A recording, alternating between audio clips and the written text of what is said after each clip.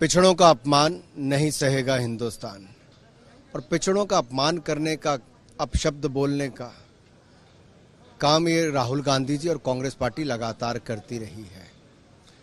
इनके काले कारनामे, अब काले कपड़े, ये काले जादू तक जाने वाले हैं, क्योंकि काले कारनामे छिप नहीं पाएंगे। सवाल ये खड़ा होता है कि आखिरकार क्या कांग्रेस ने कोर्ट को भी मानना बंद कर दिया है? अहंकार इतना ज्यादा राहुल गांधी जी का है कि वो पिछड़े समाज से माफी तो नहीं मांगी, कोर्ट में भी माफी नहीं मांगी, कोर्ट का जब आदेश आ गया तो उसको भी मानने के लिए तैयार नहीं है।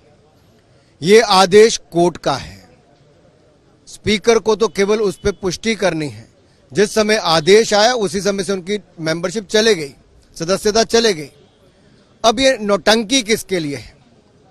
एक व्यक्ति के लिए संसद के सत्र को नहीं चलने देते, वो व्यक्ति जो दुनिया भर में जाके भारत का अपमान करता है और वापस आकर वो नहीं बोलेंगे तो संसद नहीं चलेगी।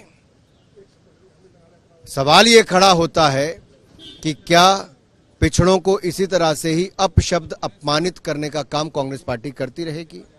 क्या कांग्रेस काले कपड़े, काले कारनामे करने के बाद पहनती रहेगी? क्या काले जादू तक भी ये पार्टी जाएगी अपने बचाव के लिए? ये राहुल गांधी कहते हैं मैं सावरकर नहीं हूं, मैं गांधी हूं, मैं माफी नहीं मांगूंगा। राहुल गांधी सावरकर कभी हो नहीं सकते। सावरकर जी कभी 6 महीने विदेश में घूमने फिरने नहीं जाते थे। हर सेशन के बाद उनको विदेश की यात्रा की छुट्टी नहीं चाहिए थी।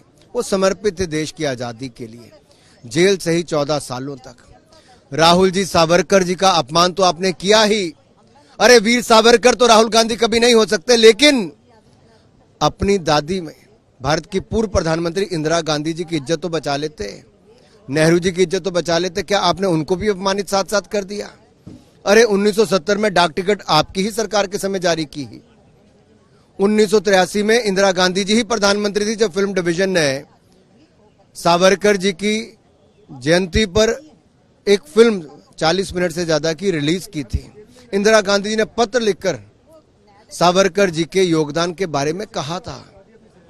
राहुल गांधी जी, आप देश में तो किसी को नहीं मानते, कम से कम अपने ही परिवार के, अपनी दादी और उनके पिता यानी कि पंडित नेहरू और इंदिरा गांधी जी को तो कम से कम इज्जत रख लेते। आखिरी सवाल है, प्रियंका गांधी वाड्रा कहती है कि प्रधानमंत्री और बीजेपी को उनको परिवारवाद के ऊपर लेक्चर नहीं दीजिए, प्रभु राम भी परिवारवाद। हे प्रभु, यही दिन देखना भारत के लिए रह गया था कि एक परिवार जो अपने आप को इस दुनिया के सबसे बड़े लोकतंत्र भारत से ऊपर समझता है, इस संसद से ऊपर समझता है, देश से ऊपर समझता है, आज वो अपनी तुलना भगवान राम के साथ, उनके परिवार के साथ करते हैं। इससे बड़ा दुर्भाग्य देश के लिए क्या होगा? और इससे ज्यादा अहंकार, जो अहंकार है भाई बहन में, ये इससे ज्यादा क्या होगा? ये तो देश देख रहा है। जिन्होंने देश को नहीं छोड़ा, बाकियों को नहीं छोड़ा, अब भगवान राम को भी नहीं छोड़ा।